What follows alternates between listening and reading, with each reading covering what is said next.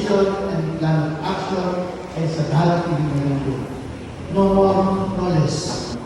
Salamat sa Diyos. Palagpagan ng natin naman.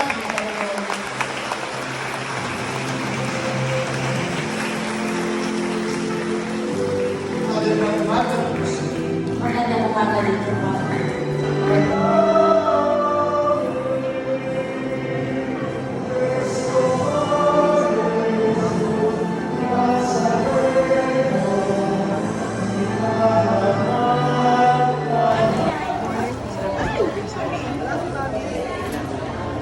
Sorry, may pasotang kami simbahan.